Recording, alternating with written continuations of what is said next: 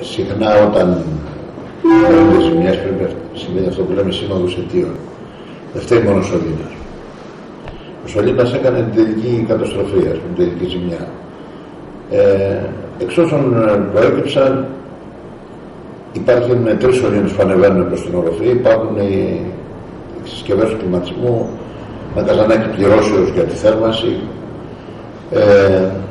Αυτό πρέπει να έσπασε στους μεγάλους πάγους των Χριστουγέννων και 3-4 του μηνός Ιανουαρίου, όταν βελτιώθηκε λίγο ο καιρός, όλο αυτό το νερό που είχε συσσωρευτεί επάνω παγωμένο αναλύωσε και μπήκε μέσα στην οροφή του θεάτρου, πάνω στη γυψοσανίδα, από τις διαδρομές που έχουν η αεραγωγή κλιματισμού. Και ποσότητα που απαιτήθηκε 2 επισκέψεις της πυροσβεστικής για να απαντηθεί το νερό, γιατί είναι πρανές στο θέατρο και καθόταν στο κάτω μέρος, που θα ήταν 20 κυβικά νερό, τα οποία ευγέννησαν την οροφή επάνω. Βεβαίως η ζημιά είναι πολλαπλή, διότι από πάνω από την οροφή υπάρχουν μονοτικά υλικά τα οποία έχουν γίνει μουσκεμα, δεν στεγνώνουν με τίποτα, έχουν αυξήσει το βάρος. Η οροφή υποχώρησε σε 2-3 σημεία. Αλλά η κατάσταση είναι ότι το σύνολο της οροφής, το υψοσαΐδιο της οροφής πρέπει να αντικατασταθεί, όπως και η μόνωση. Διότι η ζημιά δεν επαναφέρεται, δεν επανέρχεται, δεν είναι κάτι βελτιούμενο. Εκεί μόνο αντικατάσταση υπάρχει. Για το σχολείο βάλει κάποια προβλήματα. Είχαμε 2-3 εκδηλώσεις προγραμματίσει που δεν μπορούν να γίνουν εκεί, όπως η γιορτή της 25 Μαρτίου, ας πούμε, αναγκαστικά θα γίνει στο πνευματικό κέντρο. Άλλη μια γιορτή που κάνουμε το Ίδρυμα με τον Κτιριου και το Ίδρυμα Φίλος Γιαννάκης, που και αυτή είχε προγραμματιστεί εκδήλωση, θα γίνει όλοι εδώ τελικά. Το μουσικό της μέρους θα γίνει στο πνευματικό κέντρο. Ευελπιστούμε ότι μέχρι μετά το Πάσχα θα φτιαχτεί το θέμα, διότι πρόκειται περί όχι κατασκευαστικού σφάλματος. Εδώ πάει άλλο τρελό. Δεν είναι κατασκευαστικό σφάλμα. Η εταιρεία ό,τι ακριβώς βρήκε στα σχέδια το έχει υλοποιήσει πλήρως. Το πρόβλημα είναι σχεδιαστικό. Δεν μπορεί να βάλει αμόνοτες σωλήνες στην Τρίπολη, σε Οροφη. Ούτε στην Κρήτη δεν μπορεί να τις βάλουν έτσι. Είναι λάθος προδιαγραφή των σχεδίων του οργανισμού και πρέπει, κατά την γνώμη μου, ο οργανισμός να αναλάβει τις ευθύνες του επάνω σε αυτό το θέμα, είτε με τα καταστροφών που έχει, με οτιδήποτε να το αποκαταστήσει. Δεν κοστάει τίποτα, ούτε ο Δήμος δεν το πληρώνει, ούτε η κοινωνία, το σχολείο είναι στολίδι, είναι καινούριο και αυτή η αστοχία πρέπει αυτοί που την προκάλεσαν να την πληρώσουν. Ο Δήμαρχος Τριπολης στο Δημοτικό Συμβούλιο, μαθαίνοντας το μέγεθος της ζημιάς, πρέπει να προχωρήσουμε σε εξώδικο. Εσείς συμφωνείτε? Κοιτάξτε, στην Ελλάδα ζούμε, υπάρχουν πολλές διαδρομές μέχρι να φτάσει στο καυγά. Σε άλλες χώρες του Βορρά, ας πούμε. Γι' αυτό λοιπόν πρώτο εξωδικού καλό θα είναι να κάνουμε ο καθένας μας τις απαιτούμενες πολιτικές, ούτως ώστε να βρούμε μια ήρεμη διαδικασία, η οποία ήρεμη διαδικασία σημαίνει ταυτόχρονα και ταχύτερη διαδικασία.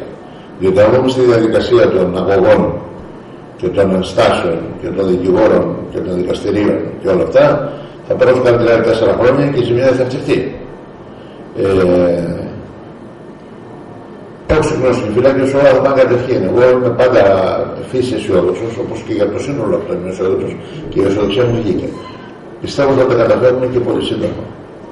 Το κόστος της ζημιάς τι τιμή περίπου ανάρχεται? Δεν μπορώ να ξέρω. Δεν μπορώ να ξέρω. Δεν είναι βεβαίως κανένα τεράστιο ποσό, αλλά δεν είναι και μικρό. Δηλαδή, συνάδει και με το πόσο έχουν οι ζημιές και στα ηλεκτρικά της οροφής. Αν έχουν αρχίσει, ας πούμε, και στα ηλεκτρικά της οροφής προπολής να υπάρχουν κάποια προβλήματα, έχουν πάρει νερό, τέτοια πράγματα θα πολλαπλασιαστεί, μπορεί να φτάσει και 30.000 ευρώ. Αν είναι μόνο το θέμα των γυψοσανίδων, κατέβασμα και μονοτικών και ανέβασμα, με 10-15.000 ευρώ θα ολοκληρωθεί. Δεν έχουμε τολμήσει να δούμε εάν τα ηλεκτρικά έχουν ζημιά, για προφανείς λόγους έχουν κατέβει γενικοί και δεν σηκώνονται με τίποτα. Νερό ήταν πάνω, δεν τολμάς να ανοίξει το ρεύμα να δεις πού βρίσκεται. Πρέπει να γίνει οπτικά μια παρατήρηση.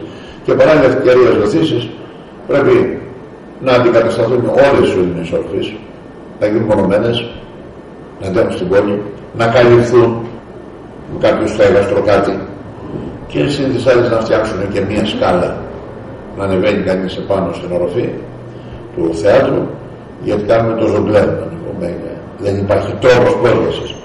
Σημεία να καταλάβετε ότι υπάρχουν διακόπτες θερινοί, χειμερινοί που είναι πάνω, ηλεκτροβάνες κτλ. Πρέπει να τους γυρίσεις για το κλιματικό και για να το κάνεις αυτό, πρέπει να ανεβείς 2 σκάλες, να πεις από ένα παράθυρο και ολικά να κάνεις το δουλεύει. Αυτά δεν είναι υπολογισμένα στη μελέτη. Γενικά υπάρχουν και άλλα σημεία που δεν είναι υπολογισμένα στη μελέτη. Μας έχουν σπάσει τα νερά έξω την βρύση πριν τα πήγα νερό 4 φορές. Τις αδειάζουμε το μεσημέρι για να μην παγώσουν τη νύχτα και κλείνουμε τις βάνες όλες. Γενικά με τα νερά δεν τα πήγανε καλά. Όλα τα άλλα πήγαν ρολόι. Δεν έχει καμία δουλειά ο Δήμος Τρίπολης. Ο Δήμος Τρίπολης παρέλαβε ένα κτίριο το οποίο όφιλε να λειτουργεί κατασκευαστικά και σχεδιαστικά σωστά.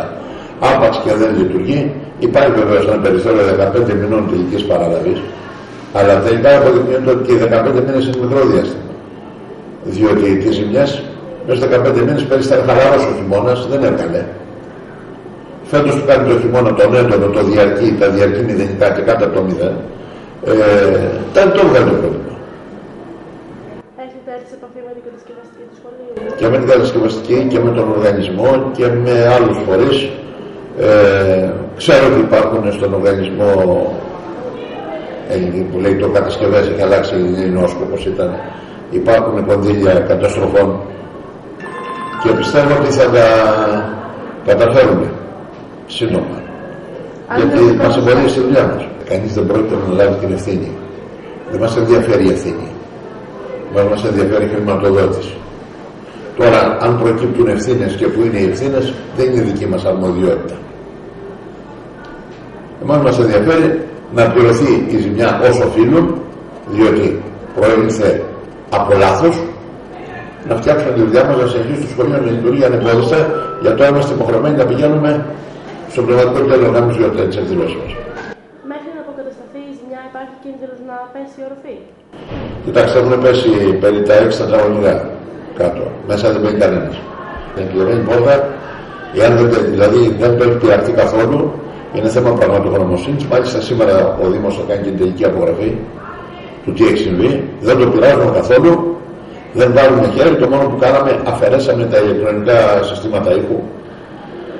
Από μέσα, κονσόλες, ηχεία, τα πάντα τα αφαιρέσαμε με ταχύτητα για να μην πάθουν και σε μια υγρασία.